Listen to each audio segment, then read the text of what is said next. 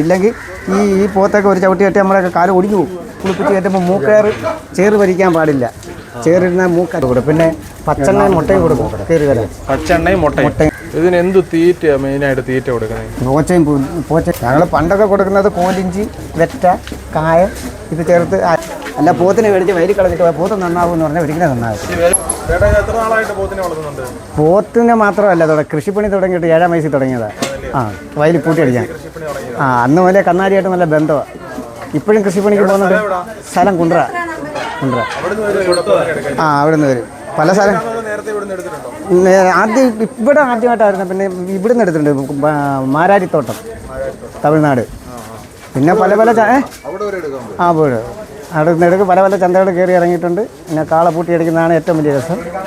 പിന്നെ മത്സര ഓട്ടം, കാളന്മാരൊക്കെ ഉണ്ട്. ഇപ്പോഴും കൃഷിപ്പണി കൂടുതലുണ്ട്. നെൽകൃഷി. ഒരെണ്ണം അവിടെ നിൽപ്പുണ്ട്. ആദ്യപ്പോഴേ കൊടുക്കത്തില്ല. അതിനായിട്ട് വളർത്തി വെച്ച് പരിവൊക്കെ ആയിട്ട് ഒരു നല്ല ദൂരമൊക്കെ ആയിട്ടൊക്കെ കൊടുക്കത്തുള്ളൂ. ഈ പോത്തിനെ വളർത്തുന്നതേ ഭയങ്കര നഷ്ടമാണെന്ന് പറയുന്നത് എല്ലാവരും. ഒരു പോത്തിനെ വളർത്തിയാലും 9 പോത്തിനെ വളർത്തിയാലും ഒരാളുടെ ജോലിയാണ്. അതുകൊണ്ട് ഒരു പോത്തിനെ മാത്രം വളർത്താൻ നിർത്തരുത്.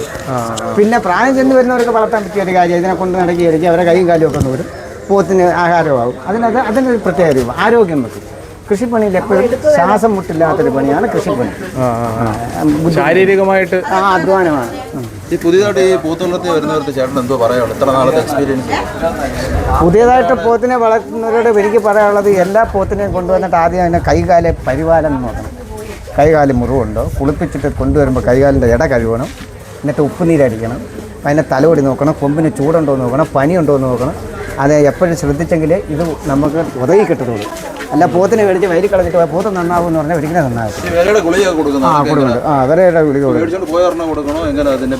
അത് മേടിച്ചുകൊണ്ട് പോയതിനെ കൊണ്ട് നിർത്തിയിട്ട് ഒരു ഗുളിക 2 പ്രാവശ്യം കൊടുക്കണം. ഇപ്പോൾ കൊടുത്താൽ പിന്നെ പകുതിയാണ്. ഒരു ഗുളികയുടെ പകുതി കൊടുക്കും. കുഞ്ഞുങ്ങളായതുകൊണ്ട് അതായത് പകുതി കൊടുത്ത് അങ്ങനെ വളർത്തി. എല്ലാ മാസവും കൊടുക്കണം അതോ ഇത്ര ദിവസം? 1.5 മാസം 2-3 മാസം പ്രായത്തിനനുസരിച്ചാണ്.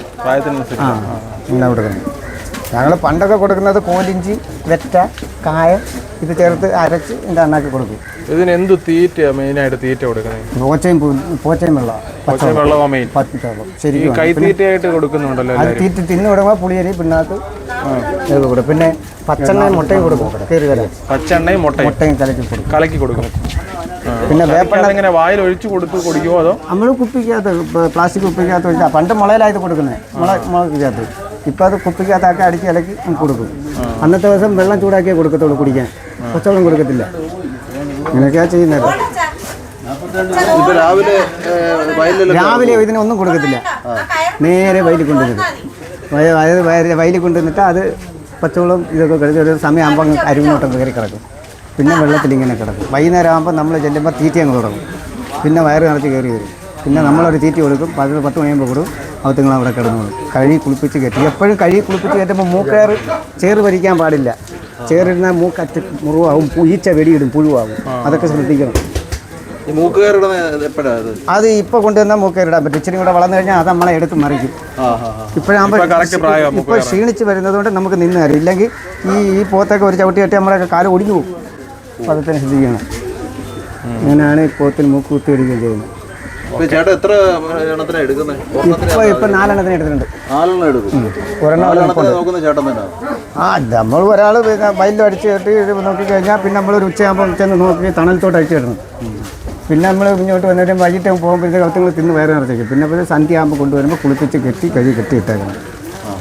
1 വർഷം നോക്കുമോ? 1 വർഷമല്ല, നിർത്തുന്നവർക്ക് എത്ര വേണമെങ്കിലും. 1 വർഷമാകുമ്പോൾ അരപ്പോത്തയാവും. ഇതൊക്കെ 2 കൊല്ലമാകുമ്പോൾ മുഴുപ്പോത്താവും. 2 കൊല്ലമാകുമ്പോൾ കൊടുക്കാം. പിന്നെ അതൊക്കെ ആരെങ്കിലും വന്നു കയറി ഇതോനെയൊക്കെ വന്നു കയറിയാൽ കൊടുക്കും. ഒരു കല്യാണ പേർക്കൊക്കെ വന്നു കയറിയാൽ അതൊക്കെ 100-125 പുറത്ത് കാണും. 100 പുറത്ത് കാണും. കൊല്ലം മരത്തടി. എത്ര കുട്ടികളാണ് വാങ്ങിച്ചത്? 4 കുട്ടികളെ ആദ്യമായിട്ടാണ് വളർത്തുന്നത്? ആദ്യമായിട്ടാണ്. എത്ര കിലോ ഉള്ളത് വെച്ചാൽ വാങ്ങിച്ചത്? അല്ല, തൂക്കിയില്ല. ഇല്ല. അടുത്ത് കിടന്നുണ്ടോ? ഇത് 3 ആള്. ഇനി 1 കൂടെ വരും. വളർത്താൻ വേണ്ടി വാങ്ങിച്ചതോ കച്ചവടത്തിനാണോ? ഇല്ല, വളർത്താൻ. 18. ഇപ്പോൾ ഏതാ കൊണ്ടുവന്നേ? അപ്പോൾ ഇനി 17. അഴിഞ്ഞ് പിടിച്ചേരാ. ഒരു ഒരുപാട് സ്ഥലമുണ്ട് ചേട്ടൻ, വളർത്താനുള്ള സൗകര്യം കാര്യങ്ങളൊക്കെ ഉണ്ടോ? ആ ചെറിയ തോതിലൊക്കെ ഉള്ള കാര്യങ്ങളൊക്കെ ഉണ്ട്.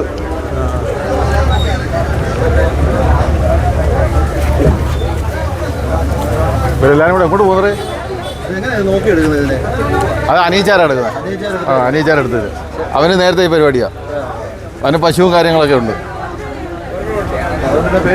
അതെ അതെ ആ